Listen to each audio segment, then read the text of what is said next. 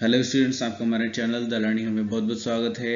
और आज हम लोग सीखने वाले हैं यहाँ पर ओम्स लॉ के बारे में, और इसके साथ ही साथ हम लोग यहाँ पर रेजिस्टेंस और रेजिस्टिविटी के बारे में भी जानेंगे। अगर आप हमारे चैनल पर नए हैं तो प्लीज़ चैनल को सब्सक्राइब कीजिए, क्योंकि सब्सक्राइब करने में सिर्फ 1 सेकंड का समय लगता है और आपके पास से कुछ नहीं आना है। इससे हमें एक मोटिवेशन मिलता है, तो प्लीज़ चैनल को सब्सक्राइब कीजिए। ओम्स लॉ को समझने के लिए इस एक्सपेरिमेंट को समझना बहुत ज़रूरी है। ठीक है, तो इस एक्सपेरिमेंट में क्या कर रखा है कि हमने यहाँ पर सेल्स ले रखे हैं। ठीक है, 4 सेल्स हैं और यहाँ पर एक वायर है एक्स वाई, जिस पॉइंट पर हमें क्या करना है, वोल्टेज को मेजर करना है। जिसके लिए हमने यहाँ पर एक पैरेलल में वोल्ट मीटर लगा दिया है और सीरीज में यहाँ पर एक हमने एमीटर लगा दिया। ये एमीटर किसको बताएगा, करंट को, और ये वोल्ट मीटर किसको बताएगा, वोल्टेज को, कि एक्स और वाई के बीच में वोल्टेज कितना है। तो सबसे पहले हम लोग क्या करेंगे कि यहाँ पर मान के चलिए हमने एक बैटरी ले ली और इस बैटरी का वोल्टेज है 2 वोल्ट। एग्जाम्पल के लिए मान लेते हैं कि 2 वोल्ट की हमने बैटरी इसमें जोड़ रखी है। ठीक है, तो हम देखते हैं कि जो वोल्ट मीटर है और जो एमीटर है, इन दोनों की रीडिंग क्या करते हैं, हम यहाँ पर नोट करते हैं। तो वोल्ट मीटर की रीडिंग कुछ होगी और इसकी भी कुछ रीडिंग होगी। तो जो भी रीडिंग यहाँ पर हो वो एक्सपेरिमेंट से पता चलेगी। फिर उसके बाद हम क्या करते हैं कि नेक्स्ट हम यहाँ पर 2 सेल एक साथ जोड़ देते हैं। ठीक है, मान के चलो इस बार हमने क्या ले लिया, 4 वोल्ट ले लिया। तो अब हम यहाँ पर देखते हैं कि वोल्टेज में क्या अंतर आया है और एमीटर में क्या अंतर आया है। दोनों की रीडिंग क्या करेंगे, यहाँ पर नोट करेंगे। तो मान चलो ये वाली रीडिंग B1 है, ये B2 है। ऐसे यहाँ पर 2 रीडिंग आ गई, एक A1 आ गई, एक A2 आ गई। अब की बार हमने मान चलो कि 3 सेल लगा दिए हैं और यहाँ पर 6 वोल्ट हमने दे दिया है, 6 वोल्ट वोल्टेज लगाया है। तो हम देखते हैं कि हमारा जो एक्स वाई है वहाँ पर वोल्टेज कितना है और यहाँ पर करंट कितना है मीटर में। फिर चौथी बार हम यहाँ पर मान के चलिएगा चारों सेल एक साथ जोड़ देते हैं और यहाँ पर मान के चलिएगा जो हमारा वोल्टेज है वो कितना है, 8 वोल्ट, और यहाँ पर वोल्टेज जो है जो एक्स वाई पॉइंट पर वो B4 और यहाँ पर जो करंट है वो A4 है। तो इस तरह से देखने में जब हम इस एक्सपेरिमेंट को परफॉर्म करते हैं तो ये देखने में आता है कि जैसे जैसे हम लोग वोल्टेज यहाँ पर बढ़ाते जा रहे हैं, ठीक है, तो जैसे जैसे वोल्टेज बढ़ रहा है वैसे वैसे करंट भी लगातार क्या है, बढ़ती जाएगी। ठीक है, यानी कि ये वोल्ट जब जैसे जैसे हम यहाँ पर सेल बढ़ाते चले जाते हैं कि पहले 2 वोल्ट का लगाए, फिर 4 वोल्ट, फिर 6 वोल्ट, फिर 8 वोल्ट, तो वैसे वैसे यहाँ पर जो वोल्ट मीटर लगाए यहाँ पर भी क्या होता है, वोल्टेज लगातार बढ़ता रहता है और यहाँ पर जो करंट है वो भी क्या है, बढ़ती रहती है। इसका मतलब क्या हुआ कि जैसे जैसे वोल्टेज बढ़ रहा है वैसे वैसे करंट भी बढ़ रही है। तो यानी कि वोल्टेज और करंट के बीच में क्या रिलेशन है, डायरेक्टली प्रोपोर्शनल का, यानी कि वोल्टेज बढ़ेगी तो करंट भी बढ़ेगा। इसके लिए हम एक ग्राफ भी प्लॉट करते हैं। ये ग्राफ है हमारा पोटेंशियल डिफरेंस और करंट के लिए, यानी कि ये वाली जो लाइन है, ये लाइन हमें बता रही है करंट के बारे में, कैसे किस तरह से करंट बढ़ रही है, और ये जो लाइन वर्टिकल लाइन है ये हमें किसको बता रही है, पोटेंशियल डिफरेंस को। तो यहाँ पर मान के चलेगा 2 वोल्ट, 4 वोल्ट, 6 वोल्ट, ये जो भी है, ये यहाँ पर 0.4, 0.8, 1.2, 1.6 और 2.0 वोल्टेज, यानी कि अलग अलग वोल्टेज पर हम ये देखते हैं करंट कितना आ रहा है। तो जो ओम्स लॉ एक्सपेरिमेंट है उसमें देखने में ये आता है कि जैसे जैसे वोल्टेज हम लगातार बढ़ाते जाते हैं वैसे वैसे जो हमारी करंट है वो भी क्या है, बढ़ती जाती है। तो इस तरह से जब हम लाइन ड्रॉ करते हैं तो ये लाइन जो है एक स्ट्रेट बनती है। इन पॉइंट्स को जब हम मिलाते हैं तो एक स्ट्रेट लाइन बनती है। ठीक है, इससे क्या होता है, ओम्स लॉ वेरीफाई हो जाता है कि जो वोल्टेज है वो करंट के डायरेक्टली प्रोपोर्शनल होता है। अभी हम लोगों ने जो एक्सपेरिमेंट देखा उसमें हम लोगों ने देखा कि जैसे जैसे हम लोग वोल्टेज को बढ़ा रहे थे वैसे वैसे करंट बढ़ रही थी। तो इसकी डेफिनेशन क्या बन सकती है, potential difference B across the ends of a given metallic wire. मतलब हमने एक मेटल का वायर ले लिया और इस मेटेलिक वायर के अक्रॉस जो 2 एंड्स हैं यहाँ पर, इन दोनों एंड्स पर क्या है, हम एक पोटेंशियल डिफरेंस क्रिएट कर दें। ठीक है, तो ये एक्स है और ये वाई है। मान चलो यहाँ पर हमने एक पोटेंशियल डिफरेंस क्रिएट कर दिया। ठीक है, तो ये जो पोटेंशियल डिफरेंस है ये क्या करेगा, ये उसके अंदर जो करंट फ्लो कर रही है उसके डायरेक्टली प्रोपोर्शनल होगा, यानी कि जो B है वो I के डायरेक्टली प्रोपोर्शनल होगा। तो डेफिनेशन भी क्या है कि potential difference B across the ends of a given metallic wire, यानी कि किसी भी मेटेलिक वायर के एंड्स पर जो पोटेंशियल डिफरेंस लगाया जाता है इलेक्ट्रिक सर्किट में वो डायरेक्टली प्रोपोर्शनल होता है करंट फ्लोइंग थ्रू इट। मतलब उसके अंदर जो करंट फ्लो कर रही है उसके डायरेक्टली प्रोपोर्शनल होता है। आगे यहाँ पर जो रेड कलर से एक लाइन मैंने राइट कर रखी है, इसका यहाँ पर क्या है, provided its temperature remains the same. ये बहुत इंपॉर्टेंट है। आपको बहुत जगह डेफिनेशंस तो मिल जाएगी ओम्स लॉ की, लेकिन ये लाइन आपको मिसिंग मिलेगी। ठीक है, जो कि इस लाइन का बहुत बड़ा एक बहुत इंपॉर्टेंट रोल है। इसका मतलब ये हुआ कि अगर जो वोल्टेज है वो करंट के डायरेक्टली प्रोपोर्शनल केवल और केवल तभी रहती है जब उसका टेम्परेचर क्या होता है, कांस्टेंट होता है। टेम्परेचर में क्या होता है, नो चेंज, यानी कि टेम्परेचर फिक्स रहना चाहिए। अगर 20 डिग्री सेल्सियस है तो 20 डिग्री सेल्सियस ही रहना चाहिए। अगर टेम्परेचर चेंज होता है तो ओम्स लॉ वहां पर वैलिड नहीं होता है। तो ये बहुत इंपॉर्टेंट लाइन है कि ओम्स लॉ वैलिड होने के लिए क्या जरूरी है कि जो टेम्परेचर है वो कांस्टेंट रहना चाहिए, ठीक है, तभी वोल्टेज करंट के डायरेक्टली प्रोपोर्शनल लाइन के बीच में एक रिलेशन देखने को मिलेगा। लेकिन अगर करंट फ्लो हो रही है, वोल्टेज अप्लाई कर रहे हैं, लेकिन टेम्परेचर चेंज हो रहा है, तो इन दोनों के बीच में रिलेशन क्या हो जाता है, गलत हो जाता है, यानी कि ओम्स लॉ वहां पर वैलिड नहीं होता है। तो हम देख सकते हैं कि वोल्टेज और करंट के बीच में जो रिलेशन है वो क्या है, डायरेक्टली प्रोपोर्शनल का होता है। तो इस आई को अगर हम लेफ्ट साइड में लेकर गए तो बी अपॉन आई क्या आ जाएगा, एक कांस्टेंट के इक्वल आता है, ठीक है। या हम यूं कहें कि इस प्रोपोर्शनल के साइन को हटाने के लिए हमें क्या चाहिए होगा, एक कांस्टेंट चाहिए होगा, और वो कांस्टेंट यहाँ पर क्या होता है, आर होता है। यानी कि यहाँ पर हम इसको इस तरह से भी राइट कर सकते हैं, जहाँ पर आर क्या है, एक कांस्टेंट है, और इस कांस्टेंट को हम क्या बोलते हैं, रेजिस्टेंस बोलते हैं। इस कांस्टेंट को क्या कहा जाता है, रेजिस्टेंस, ठीक है। अब रेजिस्टेंस को समझते हैं। रेजिस्टेंस क्या है, resistance it is the property of a conductor to resist the flow of charges through it. यानी कि कोई भी कंडक्टर है, यानी कि कोई भी वायर है, ठीक है, इसकी वो प्रॉपर्टी होती है जो अपने अंदर फ्लो होने वाले चार्ज का अपोज करती है। यानी कि जो रेजिस्टेंस है वो क्या है, वो जो कंडक्टर होता है उसकी प्रॉपर्टी होती है कि वो अपने अंदर फ्लो होने वाले चार्ज का क्या करेगी, विरोध करेगी, ठीक है, अपोज करेगी उसका, उसी को क्या कहते हैं, रेजिस्टेंस। अब ये हर कंडक्टर के लिए अलग अलग होता है। सिल्वर है तो अलग रेजिस्टेंस होगा, कॉपर है तो अलग होगा। सिल्वर का सबसे कम होता है, और जो एलॉय वगैरह होते हैं या जो नॉन मेटल की बात करते हैं जैसे प्लास्टिक या रबड़ है, तो इनमें क्या होता है, बहुत ज़्यादा हाई रेजिस्टेंस होता है, यानी कि ये बहुत ज़्यादा अपोज करते हैं। तो चार्ज के फ्लो में जितना अपोज कम होगा उतना ही ज़्यादा करंट फ्लो होगा, ठीक है। जो रेजिस्टेंस है इसकी एसआई यूनिट क्या होती है, ओम होती है, और इसको हम ग्रीक लेटर ओम से इस तरह से रिप्रेजेंट करते हैं। ओम्स लॉ के अकॉर्डिंग क्या होता है कि R इक्वल टू क्या होता है, V अपॉन आई। तो यहाँ पर हम समझ सकते हैं कि the potential difference across two ends of a conductor is 1 volt and the current through is 1 ampere, then the resistance R of the conductor is 1 ohm. कहने का मतलब ये है कि यदि हम ये मान के चलें कि किसी भी कंडक्टर के दो एंड्स पर जो पोटेंशियल डिफरेंस है वो 1 वोल्ट है, और उसके अंदर पास होने वाली जो करंट है वो 1 एम्पियर है, तो जो रेजिस्टेंस होगा वो कितना हो जाएगा, 1 वोल्ट अपॉन 1 एम्पियर। यानी कि यहाँ पर जो रेजिस्टेंस होगा वो हमारा क्या हो जाएगा, 1 ओम, ठीक है। अगर आपसे ये पूछा जाता है कि 1 ओम रेजिस्टेंस कितना होता है, तो या उसको डिफाइन करो, तो आप सिंपल लैंग्वेज में बोल सकते हो कि यदि किसी कंडक्टर के अक्रॉस हम 1 वोल्ट अप्लाई करें और उसके अंदर जो फ्लो होने वाली करंट 1 एम्पियर हो, तो उसमें जो रेजिस्टेंस होगा वो कितना होगा, 1 ओम हो जाएगा, ठीक है। अब यहाँ पर हम जानते हैं कि B इक्वल टू क्या होता है, आई आर होता है। तो यहाँ से हम इस तरह से भी राइट कर सकते हैं, I equal to V upon R, यानी कि जो R है इसको मैं कहाँ भेज दूँ, इस साइड को भेज दूँ, तो ये अपॉन में आ जाएगा। तो I equal to V upon R. तो यहाँ पर हम देख सकते हैं कि I और R के बीच में जो रिलेशन आ रहा है वो कैसा आ रहा है, इनवर्सली का। इसका मतलब क्या हुआ, current through a resistor is inversely proportional to its resistance. यानी कि किसी भी कंडक्टर के अंदर जो फ्लो होने वाली करंट होती है वो रेजिस्टेंस के इनवर्सली प्रोपोर्शनल होती है। इसका मतलब ये हुआ कि यदि रेजिस्टेंस बढ़ेगा तो करंट क्या हो जाएगा, कम हो जाएगा। यानी कि रेजिस्टेंस अगर बढ़ता है तो करंट क्या होता है, कम होता है, लेकिन अगर रेजिस्टेंस घटेगा तो करंट क्या है, बढ़ जाएगा, ठीक है। तो इन दोनों के बीच में इन्वर्सली का रिलेशन होता है। तो इसीलिए अगर हमें हाई करंट चाहिए है तो रेजिस्टेंस को हमेशा क्या करना पड़ेगा, लो करना पड़ेगा, ठीक है। If the resistance is double the current gets half. यानी कि अगर हम किसी भी कंडक्टर में या किसी भी सर्किट में रेजिस्टेंस को दोगुना कर दें तो जो करंट है वो क्या होती है, आधी हो जाती है, हाफ हो जाती है। In many practical cases, it is necessary to increase or decrease the current in an electric circuit, ठीक है। बहुत सारे प्रैक्टिकल केस में ये होता है कि हमें किसी भी इलेक्ट्रिकल सर्किट में करंट को घटाना या बढ़ाना होता है। तो करंट को घटाने या बढ़ाने के लिए क्या करना पड़ेगा, हमें रेजिस्टेंस को बदलना पड़ेगा, ठीक है।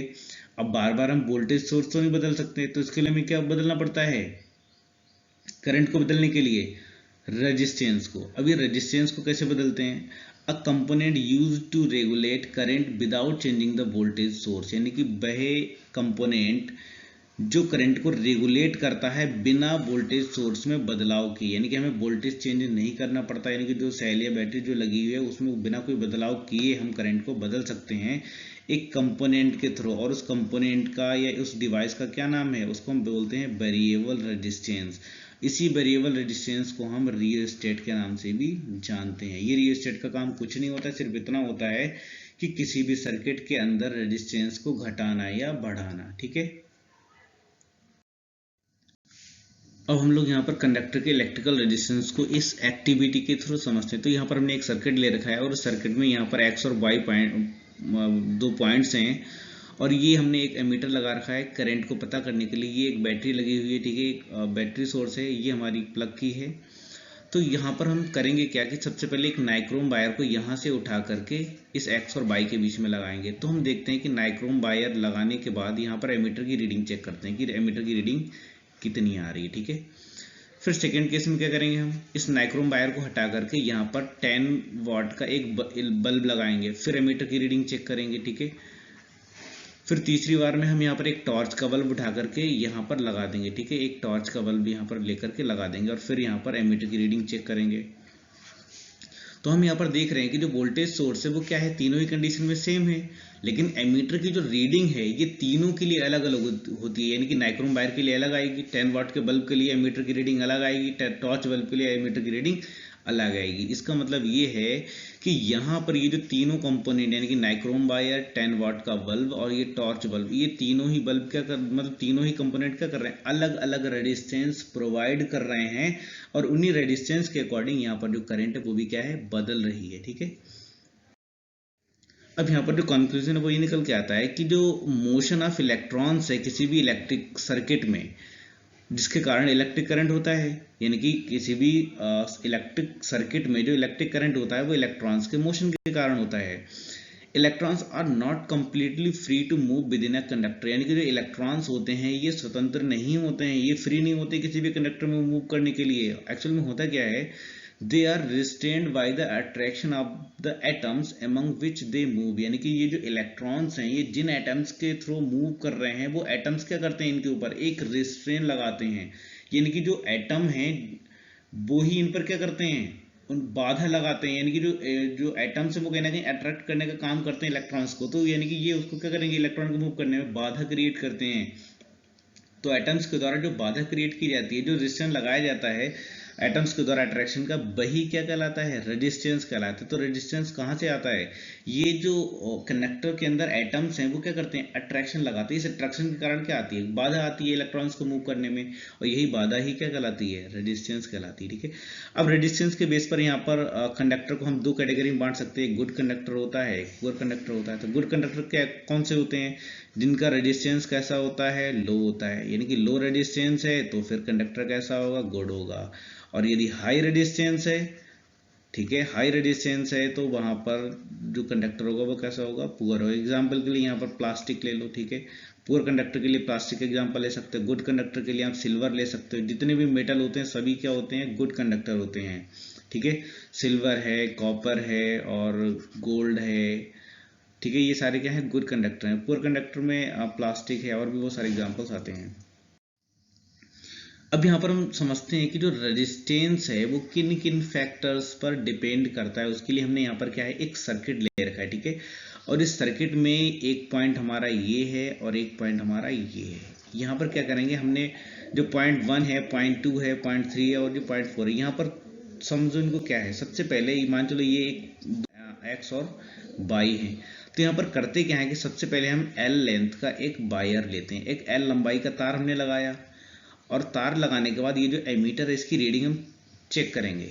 इस एमीटर की रीडिंग हमने चेक की, फिर उसके बाद इस एल लंबाई के तार को हटा करके नंबर 2 पर जो तार है वो किस शेप में बना हुआ है, वो कुछ इस तरह से बना हुआ है, ठीक है। इसका मतलब क्या हुआ, यानी कि ये यहाँ से यहाँ तक की क्या है, एल लंबाई है, और यहाँ से यहाँ तक भी वायर की लंबाई कितनी है, एल है। यानी कि अब इससे दोगुनी लंबाई का तार लगाया, तो पहले जब एल लंबाई का तार लगा था तो रीडिंग A1 थी, फिर दोगुनी लंबाई का तार लगाया, फिर हमने रीडिंग नोट की मीटर की, तो मान के चलो A2 है।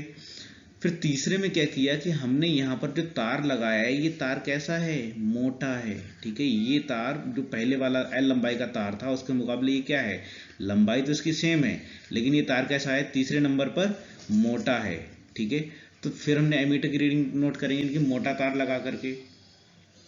फिर चौथी कंडीशन में हमने फिर एल लंबाई का ही तार लिया है, लेकिन इस बार हमने क्या किया है, उस एल लंबाई के तार में उसका मटेरियल ही चेंज कर दिया है। मतलब अब मटेरियल दूसरा है, मान के चलो पहले सिल्वर का था तो इस बार हो सकता है कॉपर का हम लें या कोई दूसरा मटेरियल ले सकते हैं, ठीक है। तो यहाँ पर 4 कंडीशन है और चारों कंडीशन में हम क्या करेंगे, एमीटर की रीडिंग को नोट करेंगे। तो यहाँ पर हम जो एक्सपेरिमेंट के थ्रू देखते हैं कि जब हमने लंबाई को 2 गुना किया, यानी कि पहले हमने एल लंबाई का तार लगाया, फिर उसी से मटेरियल का, यानी कि मटेरियल हमने चेंज नहीं किया, सिर्फ लंबाई को 2 गुना किया है। तो जब लंबाई को 2 गुना किया तो रेजिस्टेंस क्या हो गया, बढ़ गया। इसका मतलब जो रेजिस्टेंस है वो किस पर डिपेंड कर रहा है, लंबाई पर। यानी कि लंबाई बढ़ रही है तो रेजिस्टेंस भी बढ़ रहा है, लेंथ बढ़ने पर रेजिस्टेंस भी बढ़ रहा है, ठीक है। तो जो हमारे रेजिस्टेंस है वो लेंथ के डायरेक्टली प्रोपोर्शनल हो जाएगा, क्योंकि लेंथ दोगुनी करने पर रेजिस्टेंस भी क्या हो गया, 2 गुना हो गया। दूसरी कंडीशन में, ये तो दूसरी कंडीशन की बात हो गई कि दूसरी कंडीशन में लंबाई बढ़ाई तो रेजिस्टेंस भी बढ़ गया। तीसरी कंडीशन में क्या है कि हमने एरिया ऑफ क्रॉस सेक्शन बढ़ा दिया, यानी कि जो तार है वो हमने कैसे ले लिया है, मोटा ले लिया। तो जब तार मोटा ले लिया है तो यहाँ पर जो एरिया ऑफ क्रॉस सेक्शन क्या है, ज़्यादा है। तो जब तार मोटा लिया तो करंट क्या हो गई, ज़्यादा हो गई, और रेजिस्टेंस कैसा हो गया, कम हो गया। करंट ज़्यादा होने का मतलब रेजिस्टेंस कम हो गया। तो यानी कि जो रेजिस्टेंस है वो किस इन्वर्सली प्रोपोर्शनल हो जाएगा, किसके, एरिया के, ठीक है। यानी कि जब हमने एरिया बढ़ाया तो करंट ज़्यादा हो गई, करंट ज़्यादा का मतलब रेजिस्टेंस कम हो गया। तो रेजिस्टेंस लंबाई बढ़ाने पर रेजिस्टेंस बढ़ गया, एरिया बढ़ाने पर रेजिस्टेंस घट गया। और जो चौथी कंडीशन है जिसमें हमने क्या किया था, मटेरियल को चेंज कर दिया, यानी कि उससे भी और अच्छी क्वालिटी का मटेरियल हमने यूज़ किया है, ठीक है। तो यहाँ पर जो रेजिस्टेंस है, यानी कि अगर हम और अच्छे मटेरियल का यूज़ करते हैं तो रेजिस्टेंस कम हो जाएगा, और अगर घटिया मटेरियल का यूज़ करते हैं तो रेजिस्टेंस बढ़ जाएगा, ठीक है। तो यहाँ पर हमें एक कंक्लूजन निकल के आता है कि लंबाई दोगुनी की थी तो रेजिस्टेंस हमारा बढ़ गया था, और जब हमने एरिया यानी कि मोटाई तार की बढ़ा दी तो रेजिस्टेंस क्या हो गया, कम हो गया। तो इन दोनों को अगर हम कंबाइन करें तो कंबाइन करके क्या आता है, एल अपॉन ए। और इस प्रोपोर्शनल के साइन को हम हटाएंगे तो इसको हटाने के लिए क्या यूज़ करेंगे, एक सिंबल, और वो सिंबल यहाँ पर होता है रो, ठीक है। तो यानी कि यहाँ पर हम लिख सकते हैं कि जो आर है, जो रेजिस्टेंस है, वो रो एल अपॉन ए के इक्वल होता है। आइए समझते हैं इसको। तो यहाँ पर हमने जो ऑब्जर्व किया वो ये देखा कि जो किसी भी कंडक्टर का जो रेजिस्टेंस है वो किन चीज़ों पर डिपेंड करता है, ऑन इट्स लेंथ, उसकी लेंथ पर डिपेंड करेगा। यानी कि लेंथ बढ़ेगी तो रेजिस्टेंस बढ़ जाएगा, लेंथ घटेगी तो रेजिस्टेंस घट जाएगा। दूसरा एरिया ऑफ क्रॉस सेक्शन पर, यानी कि एरिया बढ़ जाएगा तो रेजिस्टेंस कम हो जाएगा। यानी कि तार जितना ज़्यादा हम मोटा लेते हैं उस पर रेजिस्टेंस उतना ही कम होता है, और उतनी ही कम हीटिंग करेगा। यानी कि मोटा तार लेंगे तो हीटिंग कम करेगा, और पतला तार लेंगे तो हीटिंग ज़्यादा करेगा। तीसरा जो है वो क्या है, नेचर ऑफ मटेरियल, यानी कि ये मटेरियल के नेचर पर भी डिपेंड करेगा कि मटेरियल हमने कौन सा ले रखा है, हमने सिल्वर लिया है, कॉपर लिया है, या कोई और मेटल लिया है, ठीक है। Precise measurement have shown that resistance of uniform metallic conductor is directly proportional to its length and inversely proportional to the area of cross section। यानी कि यहाँ पर जो हमने मेजरमेंट्स भी किए थे एक्टिविटी में, वहाँ पर हमने देखा था कि जो रेजिस्टेंस है वो लेंथ के डायरेक्टली प्रोपोर्शनल है और एरिया के इन्वर्सली प्रोपोर्शनल है। अब इक्वेशन 1 और इक्वेशन 2 में, यानी कि इन दोनों को हम क्या करेंगे, कंबाइन करेंगे, तो हम यहाँ पर देखते हैं कि जो R है वो प्रोपोर्शनल हो जाता है L अपॉन ए के। इस प्रोपोर्शनल के साइन को हटाने के लिए हम एक कांस्टेंट देंगे, और कांस्टेंट यहाँ पर क्या होता है, रो होता है, ठीक है। तो इस तरह से हमारी इक्वेशन बन जाती है R equal to rho L upon A. तो रो जो है इसको कांस्टेंट ऑफ प्रोपोर्शनलिटी बोलते हैं या प्रोपोर्शनल कांस्टेंट बोलते हैं, और इसी को हम क्या कहते हैं, इलेक्ट्रिकल रेजिस्टिविटी, ठीक है। इसको हम क्या बोलते हैं, इलेक्ट्रिकल रेजिस्टिविटी बोलते हैं। और ये सभी मटेरियल के लिए अलग अलग होती है। जो इलेक्ट्रिकल रेजिस्टिविटी होती है ये मटेरियल टू मटेरियल वेरी करती है, यानी हर मटेरियल की अलग रेजिस्टिविटी होती है। इसकी जो ऐसा यूनिट होती है इलेक्ट्रिकल रेजिस्टिविटी की, ये होती है ओम मीटर। ये एक मटेरियल की कैरेक्टरिस्टिकल प्रॉपर्टी होती है। अब यहाँ पर एक मेन चीज़ क्या है कि रेजिस्टेंस और रेजिस्टिविटी ये दोनों ही टेम्परेचर के साथ बदलते हैं। यानी कि अगर टेम्परेचर बदलता है तो रेजिस्टेंस भी चेंज हो जाता है टेम्परेचर बदलने पर, और रेजिस्टिविटी भी बदल जाती है। Resistivity of an alloy is generally higher than its constituent metals, यानी कि हम देखने में आता है कि जो एलॉय होते हैं, एलॉय क्या होते हैं, जो मेटल्स के कॉम्बिनेशन से बनाए जाते हैं, मेटल नॉन मेटल के, तो वो एलॉय कहलाते हैं। ठीक है, तो एलॉय की जो रेजिस्टिविटी होती है वो क्या होती है, हाई होती है, किसके मुकाबले, मेटल्स के मुकाबले। तो एलॉय जो है इनकी खासियत क्या होती है कि ये ऑक्सीडाइज नहीं होते हैं।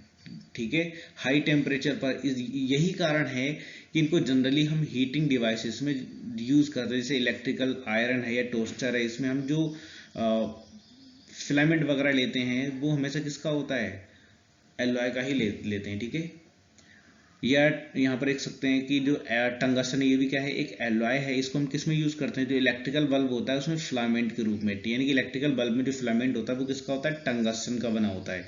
अब टंगस्टन का ही क्यों लिया, क्योंकि ये बहुत ज़्यादा हाई टेम्परेचर पर भी ना तो मेल्ट होगा ना ही ऑक्सीडाइज होगा। ठीक है, इसीलिए टंगस्टन का लिया जाता है। इसकी जगह हम कोई भी अगर मेटल का ले लेंगे तो मेटल क्या करेगा, हाई रेडिएशंस प्रोवाइड नहीं कर पाएगा, तो बल्ब क्या करेगा, ग्लो नहीं करेगा।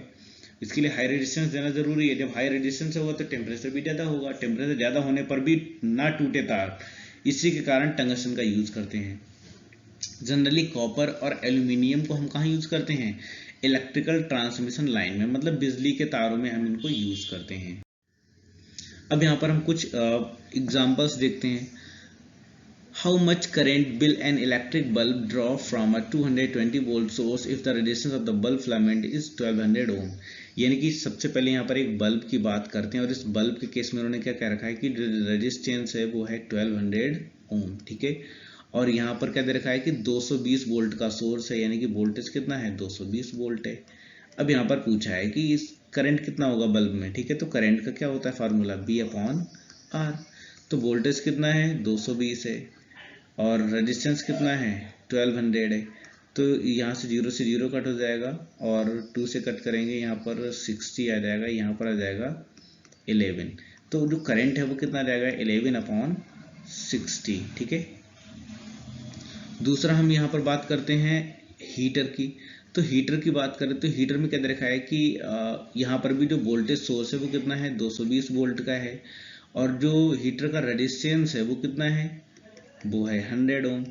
जब ये 100 ओम है तो यहाँ पर हम देख सकते हैं कि जो करंट होगा वो क्या होगा, I=V/R। ठीक है, तो यहाँ से वोल्टेज हमारा कितना हो गया, 220, रेजिस्टेंस कितना हो गया, 100। तो 220 को 100 से डिवाइड करोगे तो क्या जाएगा, 2.2 एम्पियर। ठीक है, तो इस केस में जो हमारी करंट है वो कितना आ जाएगी, 2.2 एम्पियर आ जाएगी। और यहाँ पर करंट कितनी है, 11/60, यानी कि लेस देन 1 बोल सकते हो कि 1 से भी काफ़ी कम आएगी। तो इसका मतलब ये है कि जो करंट है वो हमारी हीटर में क्या होगी, ज़्यादा होगी, क्योंकि इसका रेजिस्टेंस कैसा है, कम है। नेक्स्ट एग्जांपल देखते हैं। The potential difference between the terminals of an electric heater is 60 volt when it draws a current of 4 ampere from the source. What current will be the heater draw if the potential difference is increase to 120 volt. अब यहाँ पर क्या है, एक electrical heater है जहाँ पर voltage कितना दिया जा रहा है, 60 वोल्ट। ठीक है, 60 वोल्ट इसको दिया गया, और यहाँ पर करंट कितना है, 4 एम्पियर है। तो यहाँ पर हम रेजिस्टेंस निकालेंगे, रेजिस्टेंस कितना हो जाएगा, V/I, यानी कि वोल्टेज हो जाएगा 60 और I हो जाएगा 4, यानी कि 4 से कट करोगे 15, यानी कि आ जाएगा 15 ओम। ठीक है, तो रेजिस्टेंस कितना हो गया, 15 ओम हो गया। अब जो सेकेंड कंडीशन है, सेकेंड कंडीशन में क्या है, इस बार हमें जो वोल्टेज है वो कितना कर देना है, 120 वोल्ट कर देना है, और हमें यहाँ पर पता है कि जो रेजिस्टेंस है, हीटर का रेजिस्टेंस तो बदलना नहीं है, वो तो वही रहेगा, यानी कि 15 ओम। अब यहाँ पर करंट पूछा है, कितनी करंट इसमें इससे फ्लो होगी, तो करंट कितनी हो जाएगी, I=V/R वाला फार्मूला लगा दो। तो V की वैल्यू 120 और R की वैल्यू 15 120, यानी कि इस जो करंट होगी वो कितनी हो जाएगी, 8 एम्पियर हो जाएगी, यानी कि वोल्टेज को दोगुना करने पर करंट भी क्या हो गई, दोगुनी हो गई। ठीक है, नेक्स्ट क्वेश्चन हम लोग करते हैं। यहाँ पर दे रखा है, resistance of a metal wire of length 1 metre is 26 ohm at 20 degree Celsius. If the diameter of the wire is 0.3 mm, what will be the resistivity of the metal at that temperature? Using table predict the material of the wire। यानी कि यहाँ पर हमें दे रखा है एक metal wire है जिसकी लेंथ 1 मीटर है और रेजिस्टेंस 26 ओम है। अगर वायर की डायमीटर 0.3 mm है तो बताना है कि उस मेटल वायर की रेजिस्टिविटी कितनी होगी।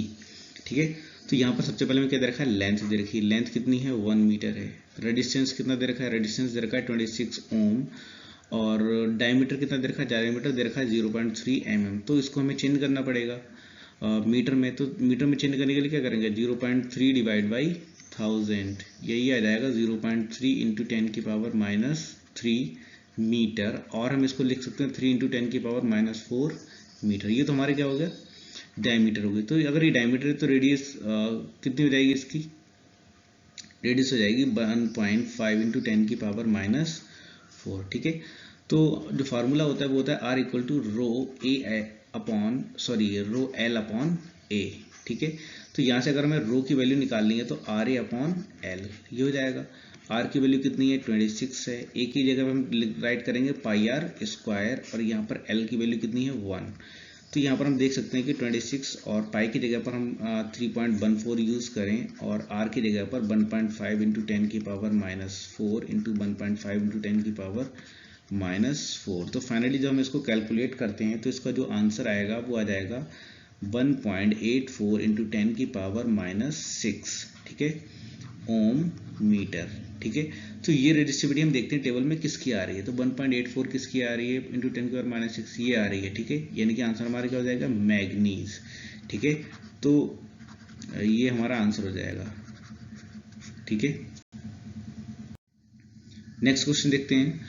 यहाँ पर देखा है a wire of given material having length L, area of cross section A has resistance 4 ohm.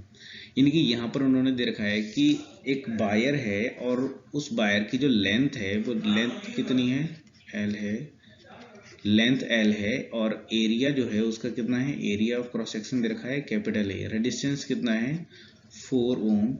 What would be the resistance of another wire of the same material having length L/2। अगर हम length क्या करें, जो length है वो हमने change कर दी है L/2, and what would be the resistance of the wire of the same material having length L/2 and the area cross section 2A, और एरिया क्या कर दिया हमने 2A कर दिया है।